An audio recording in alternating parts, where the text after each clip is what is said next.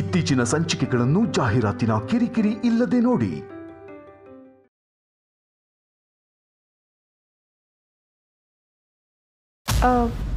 ನಿನ್ನ ಬಗ್ಗೆ ಏನಾದರೂ ದೀಪೇಶ್ವರಿ ಹತ್ರ ಕೇಳಬೇಕಿತ್ತಾ?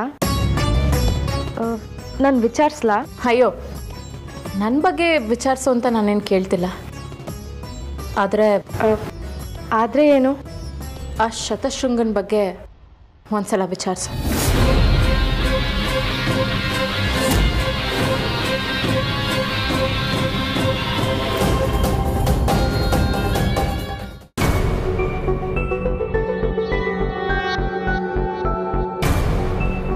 ಏನ್ ಮಾಡಲಿ ನಾನು? ಸುತ್ತ ಶತ್ರುಗಳಿರೋ ಚಕ್ರ ಸುಳಿಯಲ್ಲಿ ಸಿಕ್ಕಿ ಹಾಕೊಂಡಿದ್ದೀನಿ. ಇಂಥ ಸಮಯದಲ್ಲಿ ಈ ಕಣ್ಣೂರಿಂದ ಹೊರಗೆ ಹೋಗೋದಕ್ಕೂ ಆಗ್ತಿಲ್ಲ. ಸ್ವಾಮಿಗಳನ್ನ ಕುರುದೇವನ ಭೇಟಿ ಮಾಡೋ ಹಾಗಿಲ್ಲ. ಏನ್ ಮಾಡ್ಲಿ?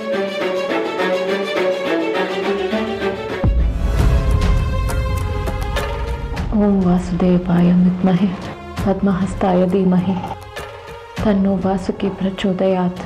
ಓಂ ವಾಸುದೇವಾಯ ವಿದ್ಮಹೆ ಪದ್ಮಹಸ್ತಾಯ ಧೀಮಹಿ ತನ್ನೋ ವಾಸುಕಿ ಪ್ರಚೋದಯಾತ್. ಶಿವಾನಿ,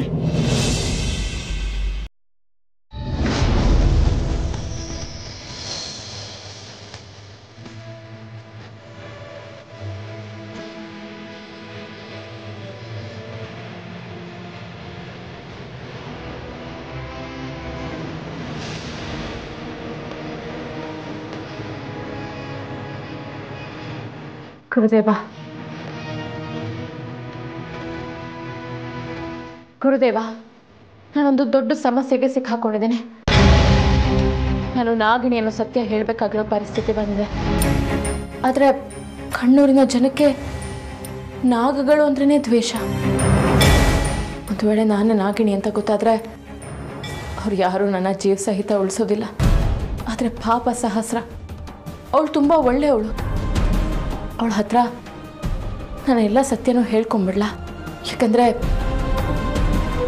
ಊರ ಜನ ಎಲ್ಲ ಕಣ್ಣಮ್ಮನ ಕಣ್ಣು ಅಂತ ನಂಬ್ಕೊಂಡಿರೋ ನಮ್ಮ ನಾಗಮಣಿ ಈ ಊರಲ್ಲೇ ಇದೆ. ಆದಿಶೇಷನ ಮಾನವ ರೂಪಿ ತ್ರಿಶೂಲ್ ಕೂಡ ಇಲ್ಲೆಲ್ಲೋ ಇದ್ದಾನೆ ಅನಿಸ್ತಿದೆ. ಇದೆಲ್ಲದಕ್ಕೂ ಒಂದು ಪರಿಹಾರ ಸಿಗಬೇಕು ಅಂದರೆ ನಾನೆಲ್ಲ ಸತ್ಯನೂ ಸಹಸ್ರ ಹತ್ರ ಹೇಳ್ಕೋಬೇಕು ಅಂತ ಅನ್ನಿಸ್ತಾ ಇದೆ ಗುರುದೇವ. ಬೇಡ ಶಿವಾನಿ, ಪರಿಸ್ಥಿತಿಯ ಕೈಗೊಂಬೆ ನೀನು ಯಾರು ಅನ್ನೋ ಸತ್ಯ ನಿನ್ನ ಬಾಯಿಂದ ತಿಳಿದರೆ ನಿನಗೆ ಅಪಾಯ ಶತಸಿದ್ಧ.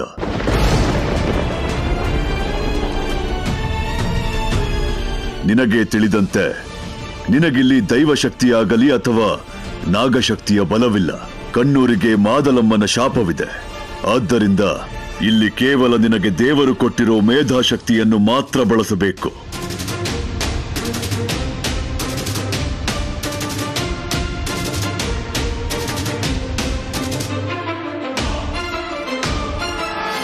ನಿನ್ನಲ್ಲಿ ಕೂಡ ಬೇರೆ ಯಾವುದೇ ಶಕ್ತಿ ಇಲ್ಲ. ನಿನ್ನ ಬುದ್ಧಿಶಕ್ತಿಯಿಂದ ಮಾತ್ರ ನೀನು ಈ ಸಮಸ್ಯೆಯಿಂದ ಹೊರಗಡೆ ಬರಬಹುದು. ಬೇರೆ ಯಾವ ದಾರಿಯೂ ನಿನಗಿಲ್ಲ.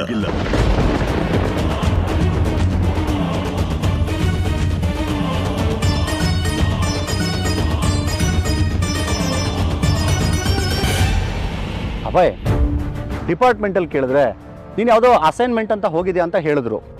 ನೀನು ನೋಡಿದ್ರೆ ನೀನಿದ್ದ ಮನೆ ಬಗ್ಗೆನೇ ಡೀಟೇಲ್ಸ್ ಕಲೆಕ್ಟ್ ಮಾಡಿಕೊಡು ಅಂತ ಕೇಳ್ತಿದೀಯಾ. ಏನು ಸಮಾಚಾರ? ಸಾರಿ ಕಣೋ, ನಿನ್ನ ಹತ್ರ ಒಂದು ವಿಷಯ ಹೇಳಬೇಕು. ಆದರೆ ಅದನ್ನು ಹೇಗೆ ಹೇಳಬೇಕು ಅಂತ ಗೊತ್ತಾಗ್ತಿಲ್ಲ. ಆ್ಯಕ್ಚುಲಿ ನೀನು ಬಂದು ಹೇಳೋವರೆಗೂ ನಾನು ಅದೇ ಮನೇಲಿದ್ದೆ ಅನ್ನೋ ಸತ್ಯ ನನಗೆ ಗೊತ್ತಿರಲಿಲ್ಲ. ಏನು ಹೇಳ್ತಿರೋದು ನೀನು? ನಿನಗೆ ಗೊತ್ತಿಲ್ವಾ? ಹೌದು ಕಣೋ, ನನಗೆ ಒಂದು ಪ್ರಾಬ್ಲಮ್ ಆಗಿತ್ತು. ಆಲ್ಮೋಸ್ಟ್ 6 ತಿಂಗಳು ನನ್ನ ಬದುಕಲ್ಲಿ ಏನೇನು ನಡೀತೋ ನನಗೊಂದು ನೆನಪಿಲ್ಲ. ಎಲ್ಲ ಮರ್ತೋಗಿದ್ದೀನಿ. 6 ತಿಂಗಳು ಮುಂಚೆ ಸಹಸ್ರ, ನಿನಗೆ ಗೊತ್ತಲ್ಲ, ಅವಳಿಗೆ ಪ್ರಪೋಸ್ ಮಾಡೋಣ ಅಂತ ಹೋದೆ. ಅಲ್ಲಿ ಅದು ಯಾವುದೋ ಒಂದು ಹುಡುಗಿನ ಒಂದಷ್ಟು ಜನ ಅಟ್ಯಾಕ್ ಮಾಡಿದ್ರು. ಅದಷ್ಟೇ ನೆನಪಿರೋದು. ಅದಾದಮೇಲೆ ಏನಾಯ್ತೋ, ನಾನು ಎಲ್ಲಿದ್ನೋ, ಯಾರು ನನ್ನ ಜೊತೆ ಇದ್ರೋ ಒಂದು ನೆನಪಿಲ್ಲ.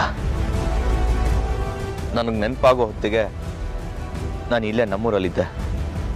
ಒಂದು ನಿಮಿಷ. ಈ ಹುಡುಗಿನ ನನ್ನ ಊರಿಗೆ ಕರ್ಕೊಂಡ್ಬಂದಿದ್ದು.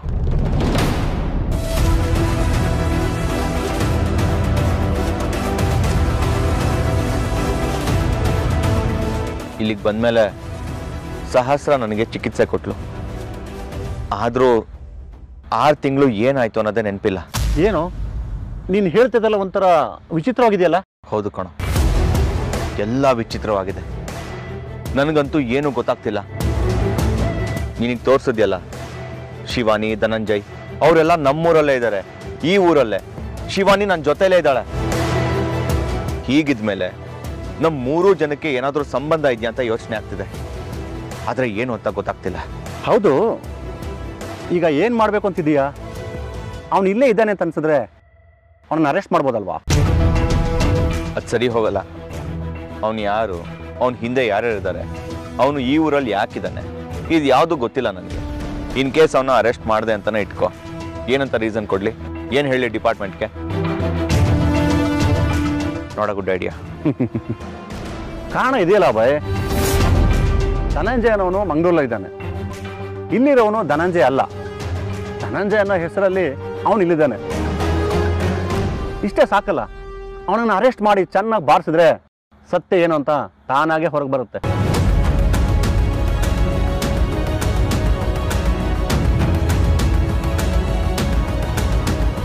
ನೀನು ಹೇಳೋದೇನೋ ಸರಿ, ಆದರೆ ಕಣ್ಣೂರು ಒಳಗಡೆ ಪೊಲೀಸ್ ಬಂದ್ರೇನೆ ವಿಚಿತ್ರವಾಗಿ ನೋಡ್ತಾರೆ. ಈ ವಿಷಯ ನಿನಗೂ ಗೊತ್ತು. ಅಂಥದ್ರಲ್ಲಿ ಕಣ್ಣೂರು ಒಳಗೆ ಪೊಲೀಸ್ ಬಂದು ಅದರಲ್ಲೂ ಒಬ್ಬನ ಅರೆಸ್ಟ್ ಮಾಡಿದ್ರೆ ದೊಡ್ಡ ಸುದ್ದಿ ಆಗುತ್ತೆ. ಬೇಡ, ನಾನು ಇನ್ನೊಂದು ಸ್ವಲ್ಪ ಡೀಟೇಲ್ಸ್ ಕಲೆಕ್ಟ್ ಮಾಡ್ಕೋತೀನಿ. ನಾನು ನಿನಗೆ ಯಾವುದೇ ಸಮಯದಲ್ಲಿ ಬೇಕಾದ್ರೂ ಫೋನ್ ಮಾಡ್ಬೋದು. ಯಾವುದಕ್ಕೂ ನೀನು ರೆಡಿ ಇರು. ಆಮೇಲೆ ಇನ್ನೊಂದು ವಿಷಯ, ಈ ವಿಚಾರ ನಮ್ಮಿಬ್ರು ಮಧ್ಯನೇ ಇರಲಿ, ಡಿಪಾರ್ಟ್ಮೆಂಟಿಗೆ ಗೊತ್ತಾಗೋದು ಬೇಡ. ಓಕೆ, ಬೇರೆ ಏನಾದರೂ? ಅಷ್ಟೇ. ಓಕೆ, ನಾನು ಹೊರಡ್ತೀನಿ. Thank you so much. ಹೇ, ನಮ್ಮಿಬ್ರಲ್ಲಿ ಅದೆಲ್ಲ ಏನಿದೆ, ಸಿಗೋಣ. ಬಾಯ್ ಬಾಯ್.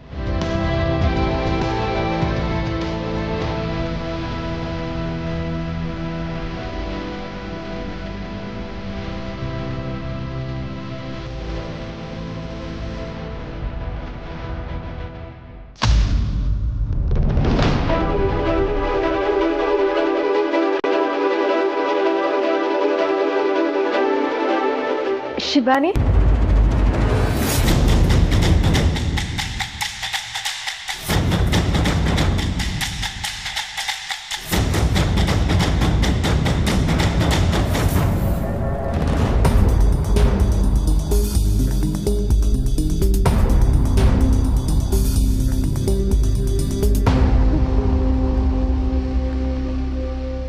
ಯಾರ ಜೊತೆ ಮಾತಾಡ್ತಾ ಇದೀಯಾ?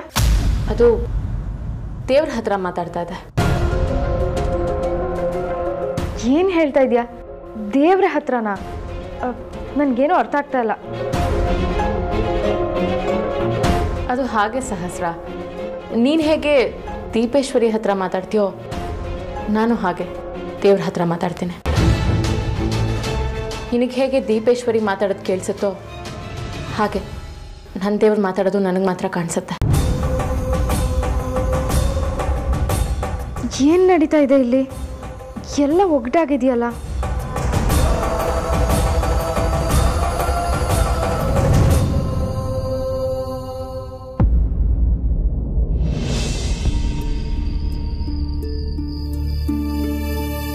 ಯಾರೀ ಶಿವಾನಿ? ಅವಳು ನನ್ನ ಜೊತೆ ಯಾಕಿದ್ದಾಳೆ? ಅವಳಿರೋ ಮನೆಯಲ್ಲಿ ನಾನು 6 ತಿಂಗಳಿದ್ದೀನಿ. ಅದೇ ಮನೆಯಲ್ಲಿ ಧನಂಜಯು ಇದ್ದಾನೆ. ಹೀಗೆ ನೋಡಿದ್ರೆ ಅವನು ಈಗ ಕಣ್ಣೂರಲ್ಲಿದ್ದಾನೆ, ನಾನು ಕಣ್ಣೂರಲ್ಲಿದ್ದೀನಿ. ಏನೋ ಮಿಸ್ ಹೊಡಿತಿದೆ, ಒಂದಕ್ಕೊಂದಕ್ಕೆ ಕನೆಕ್ಷನ್ ಸಿಗ್ತಿಲ್ಲ. ಏನು ಮಾಡಬೇಕು ಅಂತ ಗೊತ್ತಾಗ್ತಿಲ್ಲ. ಏನು ಮಾಡೋದು?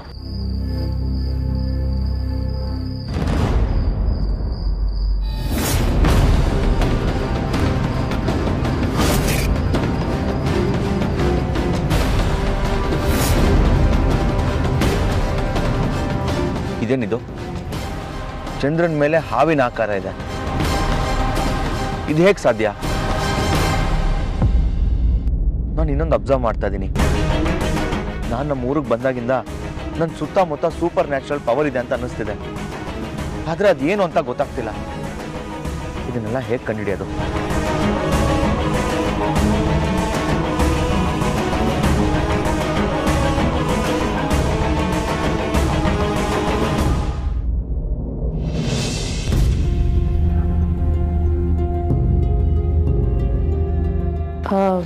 ಸಹಸ್ರ, ನನಗೊಂದು ಕುತೂಹಲ. ಯಾವುದ್ರ ಬಗ್ಗೆ? ನೀನು ನಿನ್ನ ದೀಪದ ಸಹಾಯದಿಂದ ಊರಲ್ಲಿ ಯಾರಿಗಾದ್ರೂ ಅನಾರೋಗ್ಯ ಆದರೆ ಅವ್ರಿಗೆ ಔಷಧಿ ಕೊಡ್ತೀಯಾ? ನನ್ನ ಕುತೂಹಲ ಏನು ಅಂದರೆ, ದೀಪ ಬರೀ ಔಷಧಿಗಳ ಬಗ್ಗೆ ತಿಳಿಸುತ್ತಾ ಅಥವಾ ಭೂತ ವರ್ತಮಾನ ಭವಿಷ್ಯದ ಬಗ್ಗೆ ಕೂಡ ತಿಳಿಸುತ್ತಾ? ಇದು ಬರೀ ಕಾಯಿಲೆಗೆ ಔಷಧಿ ಮಾತ್ರ ತಿಳಿಸಲ್ಲ, ಎಲ್ಲವನ್ನ ತಿಳಿಸತ್ತೆ. ಭೂತ, ವರ್ತಮಾನ, ಭವಿಷ್ಯತ್ ಕಾಲ ಕೂಡ. ಹಾಗಾದರೆ ಅಭಯ್ 6-7 ತಿಂಗಳಿಂದ ಕಾಣೆ ಆಗಿದ್ದಾಗ ಅವನು ಎಲ್ಲಿದ್ದಾನೆ ಅಂತ ನೀನು ದೀಪೇಶ್ವರಿನ ಕೇಳಿ ತಿಳ್ಕೊಬೋದಾಗಿತ್ತಲ್ವಾ? ಇಷ್ಟೆಲ್ಲ ಕಷ್ಟಪಡೋ ಬದಲು ನೀನು ಆ ಕೆಲಸ ಯಾಕೆ ಮಾಡಲಿಲ್ಲ? ಶಿವಾನಿ, ದೀಪ ನನಗೆ ದೇವರು ಕೊಟ್ಟಿರೋ ಆಶೀರ್ವಾದ. ಅದನ್ನು ಜನರು ಒಳ್ಳೇದಕ್ಕೆ ಮಾತ್ರ ಬಳಸ್ಕೋಬೇಕು. ನಾನಿದನ್ನು ನನ್ನ ಸ್ವಾರ್ಥಕ್ಕೆ ಬಳಸ್ಕೊಳ್ಳಲ್ಲ. ಈ ದೀಪ ಇರೋದು ಬೇರೆಯವರ ಉಪಕಾರಕ್ಕೆ. ಅದಕ್ಕೆ ನನ್ನ ಅಭಯ್ ಎಲ್ಲಿದ್ದಾನೆ ಅಂತ ನಾನು ಕೇಳಲಿಲ್ಲ. ಅದು ಸರಿ, ನಿನಗೆ ಇವಾಗ ಯಾಕೆ ಈ ಪ್ರಶ್ನೆ ಬಂತು? ನಿನ್ನ ಬಗ್ಗೆ ಏನಾದರೂ ದೀಪೇಶ್ವರಿ ಹತ್ರ ಕೇಳಬೇಕಿತ್ತಾ? ನಾನು ವಿಚಾರಿಸ್ಲಾ? ಅಯ್ಯೋ, ನನ್ನ ಬಗ್ಗೆ ವಿಚಾರಿಸು ಅಂತ ನಾನೇನು ಕೇಳ್ತಿಲ್ಲ. ಆದರೆ ಏನು? ಆ ಶತಶೃಂಗನ ಬಗ್ಗೆ ಒಂದ್ಸಲ ವಿಚಾರಿಸು.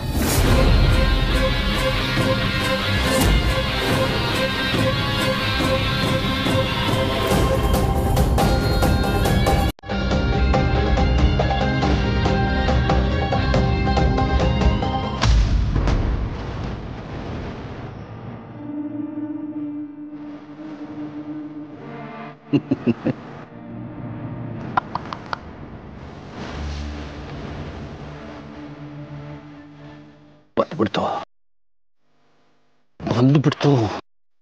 ನಾನು ಬಯಸಿದ ಆ ಕ್ಷಣ ಬಂದೇ ಬಿಡ್ತು.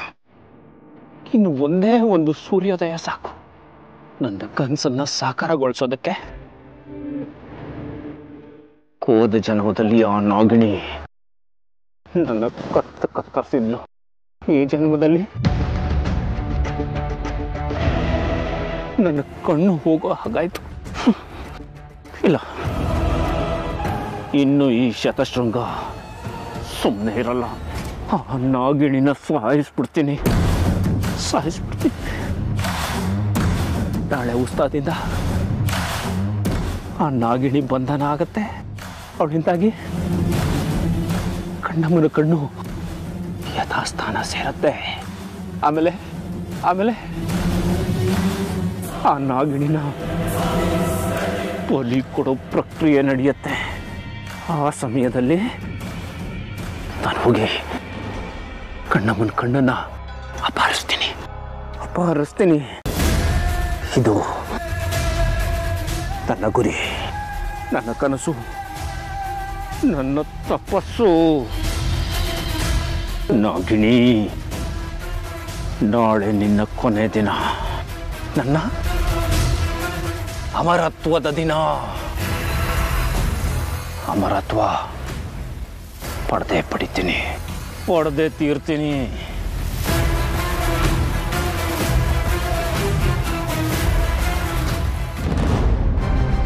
ಏನು? ಆ ಶತಶೃಂಗನ ಬಗ್ಗೆ ವಿಚಾರಿಸ್ಬೇಕಾ? ಶತಶೃಂಗನ ಬಗ್ಗೆ ಇಡೀ ಊರಲ್ಲಿರೋರು ಎಲ್ರಿಗೂ ಗೊತ್ತಿದೆ. ಹೊಸ್ದಾಗಿ ಕೇಳೋವಂಥದ್ದು ಏನೂ ಇಲ್ಲ. ಎಲ್ರಿಗೂ ಗೊತ್ತಿರೋ ಹಾಗೆ ಶತಶೃಂಗ ಓದ್ ಜನ್ಮದಲ್ಲಿ ಕಣ್ಣಮ್ಮನ ದೇವಸ್ಥಾನದ ಕಾವಲುಗಾರ. ನಾಗಿಣಿ ಶತಶೃಂಗನ ಕೊಂದು ಕಣ್ಣಮ್ಮನ ಕಣ್ಣನ್ನ ಅಪಹರಿಸಿದ್ಲು. ಆಮೇಲೆ ಕಣ್ಣಮ್ಮನ ಕಣ್ಣನ್ನ ಯಾರಿಗೂ ಹುಡ್ಕೋಕೆ ಆಗಲಿಲ್ಲ. ಶತಶೃಂಗನ್ ಮಗನಾಗಿ ಹುಟ್ಟಿರೋ ಅದ್ಭುತ ವ್ಯಕ್ತಿನೇ ಆ ಶತಶೃಂಗ. ಜನ್ಮದಲ್ಲಿ ಮಾಡೋಕ್ಕಾಗದೇ ಇರೋ ಕರ್ತವ್ಯನ ಮತ್ತೊಂದು ಜನ್ಮದಲ್ಲಿ ಮಾಡಿ ದೇವರ ಋಣ ತೀರ್ಸೋಕೆ ಬಂದಿರೋನು. ಇಷ್ಟೆಲ್ಲ ವಿಷಯ ಊರವರಿಗೆಲ್ಲ ಗೊತ್ತು. ಹಾಗಿರುವಾಗ ದೀಪೇಶ್ವರಿ ಹತ್ರ ಶತಶೃಂಗನ ಬಗ್ಗೆ ಏನು ವಿಚಾರಿಸೋದು? ಹಾಗಲ್ಲ ಸಹಸ್ರ, ನಾವು ಕಂಡಿದ್ದು ಕೇಳಿದ್ದು ಎಲ್ಲ ಸತ್ಯ ಅನ್ಸಿದ್ರು ನಾವು ಕಾಣ್ದಿರೋ ಸತ್ಯಗಳು ತುಂಬಾ ಇರುತ್ತಲ್ವಾ. ಈಗ ನನ್ನನ್ನೇ ಉದಾಹರಣೆ ತಗೋ. ನಾನು ಹೇಳಿದಿರೆಲ್ಲ ಸತ್ಯ ಅಂತ ನಂಬ್ತಾ ಇದೆಯಾ, ಆದರೆ ನನ್ನ ಹಿಂದೆನೂ ಕೂಡ ಕಾಣ್ದಿರೋ ಒಂದಷ್ಟು ಸತ್ಯಗಳಿರುತ್ತೆ ಅಲ್ವಾ. ಕಂಡಿದ್ದೆಲ್ಲ ಸತ್ಯ ಅಂತ ನೀನು ಹೇಗೆ ನಂಬ್ತೀಯ?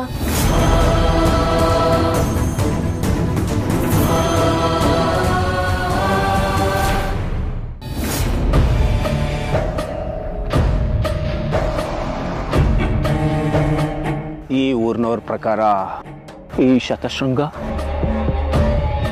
ಕಣ್ಣಮ್ಮನ ಗುಡಿ ಕಾವಲುಗಾರ. ಹೋದ ಜನ್ಮದಲ್ಲಿ ನನ್ನಿಂದ ಕಣ್ಣೂರಿಗಾದ ಅಪಚಾರಕ್ಕೆ ಬೇಜಾರು ಮಾಡಿಕೊಂಡು ಮತ್ತೆ ಹುಟ್ಟು ಬಂದು ಅಮ್ಮನ ಸೇವೆ ಮಾಡ್ತಿರೋ ಮಹಾಭಕ್ತ. ಆದರೆ ಕಣ್ಣಮ್ಮನ ಕಣ್ಣನ್ನು ತಿವಿದು ತೆಗೆದಿದ್ದು ನಾಗಿಣಿ ಅಲ್ಲ, ನಾನು. ಅದಕ್ಕೆ ನನ್ನ ಹತ್ಯೆ ಆಯಿತು. ಮತ್ತೆ ಹುಟ್ಟು ಬಂದಿದ್ದು ಕಣ್ಣಮ್ಮನ ಕಣ್ಣನ್ನು ಪಡೆದು ಅಮರತ್ವ ಪಡೆಯೋಕೆ. ನಾಗಿಣಿ ನಾಗಿಣಿ, ಇದು ಕಣ್ಣೂರು. ಇಲ್ಲಿ ನಾಗಗಳಿಗೆ ಪ್ರವೇಶ ಇಲ್ಲ. ಈ ಊರಲ್ಲಿ ನಾಗಗಳೇ ಇಲ್ಲ. ಈ ಊರು ಸುತ್ತ ಇರೋ ರೇಖೆನ ದಾಟಿ ನೀನು ಎಲ್ಲೂ ಹೋಗೋದಕ್ಕೆ ಸಾಧ್ಯನೇ ಇಲ್ಲ. ನಾಗಿಣಿ, ನೀನು ಒಳ್ಳೆಯವಳು ಅಂತ ಈ ಊರಿನವ್ರಿಗೆ ಯಾರಿಗೂ ಗೊತ್ತಾಗೋದಕ್ಕೆ ಸಾಧ್ಯನೇ ಇಲ್ಲ.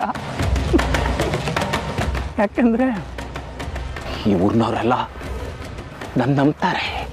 ಬದುಕಿ ಸಾಯೋವರೆಗೂ ಈ ಶತಶೃಂಗ ಒಳ್ಳೆಯವನು ಅಂತ ನಂಬ್ತಾರೆ. ನಾಗಿಣಿ,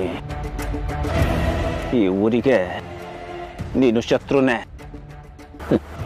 ಈ ಕಣ್ಣೂರಿಗೆ ಶಾಶ್ವತವಾಗಿ ನಾಗಗಳ ಪ್ರವೇಶ ನಿಷೇಧ.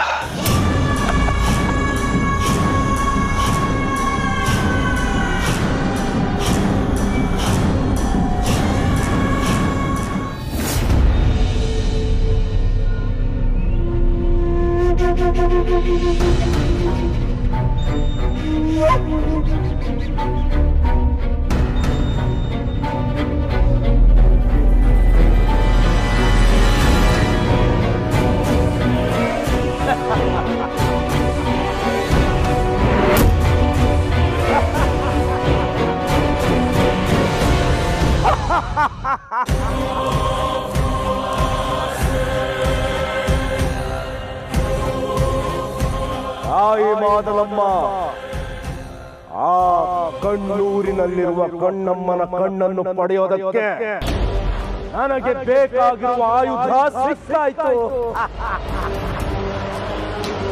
ನಾಳೆ ಬೆಳಗಿನ ಸೂರ್ಯೋದಯ ನನ್ನ ಗೆಲುವನ್ನು ಹೊತ್ತುಕೊಂಡೇ ಹುಟ್ಟುವುದು.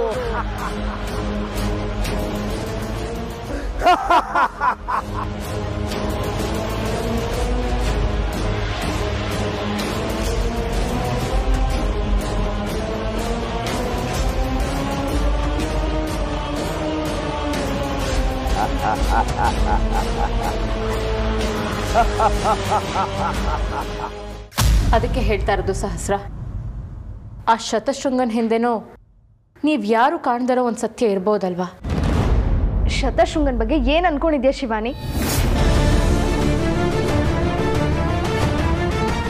ಅವ್ರ ಬಗ್ಗೆ ಏನಾದರೂ ದೀಪೇಶ್ವರಿ ಹತ್ರ ಹೋಗಿ ಕೇಳಿದ್ರೆ ದೀಪ ಮಾತೇ ಆಡಲ್ಲ. ಯಾಕಂದ್ರೆ ನನ್ನ ಮಗುವಾಗಿದ್ದಾಗ ಕಣ್ಣಮ್ಮನ ದೇವಸ್ಥಾನದ ಹತ್ರ ಸಿಕ್ಕಿದ್ನಂತೆ. ಆವಾಗ ನನ್ನ ಜೊತೆ ದೀಪನೂ ಇತ್ತಂತೆ. ಊರಿನ ಜನಕ್ಕೆಲ್ಲ ನಾನು ಮತ್ತೆ ದೀಪ ಕಣ್ಣಮ್ಮನ ಆಶೀರ್ವಾದ ಅಂತೆ. ಹಾಗಿದ್ದಾಗ ನಾನು ಕಣ್ಣಮ್ಮನ ಭಕ್ತನ ಮೇಲೆ ಅನುಮಾನ ಪಟ್ರೆ ಕಣ್ಣಮ್ಮಂಗೆ ಕೋಪ ಬರಲ್ವಾ? ಇಲ್ಲ ಶಿವಾನಿ, ನನಗೆ ಶತಶೃಂಗ ಅವ್ರ ಬಗ್ಗೆ ಕೇಳೋದಿಕ್ಕಾಗಲ್ಲ. ನಿನಗೆ ಅನುಮಾನ ಬಂದಿದೆ ಅನ್ನೋ ಕಾರಣಕ್ಕೆ ಅವ್ರು ಒಳ್ಳೆಯವರು ಅಂತ ಗೊತ್ತಿದ್ರು ನಾನು ಹೇಗೆ ಅವ್ರ ಬಗ್ಗೆ ಪ್ರಶ್ನೆ ಮಾಡಲಿ? ಸಹಸ್ರ, ನಾನು ಹಾಗಲ್ಲ ಹೇಳ್ತಿರೋದು. ನಿನಗೆ ನನ್ನ ಬಗ್ಗೆ ಪೂರ್ತಿಯಾಗಿ ಗೊತ್ತಿಲ್ಲ.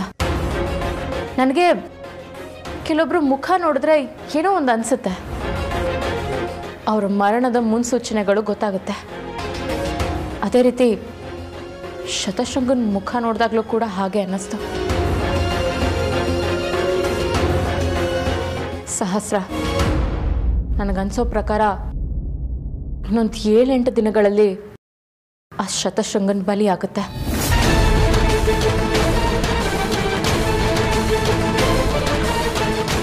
ಅದಕ್ಕೋಸ್ಕರ ಹೇಳ್ತಾ ಇದ್ದೀನಿ, ಅನುಮಾನನೇ ಬೇಡ.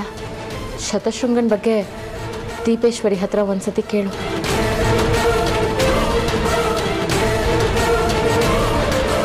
ಸರಿ, ಈ ವಿಷಯಕ್ಕಾದರೂ ಕೇಳ್ತೀನಿ. ಇವಾಗ ನೀನು ಹೋಗಿ ಮಲ್ಕೋ, ನಾನು ನಾಳೆ ಬೆಳಗ್ಗೆನೇ ಕೇಳ್ತೀನಿ. ದೀಪ ಮಾತಾಗೆ ಸತ್ಯ ಮಾತ್ರ ಹೇಳ್ತಾಳೆ. ಎಲ್ಲವೂ ಶುಭ ಅಂತ. ಶಿವಾನಿ, ಹೋಗಿ ಮಲ್ಕೋ.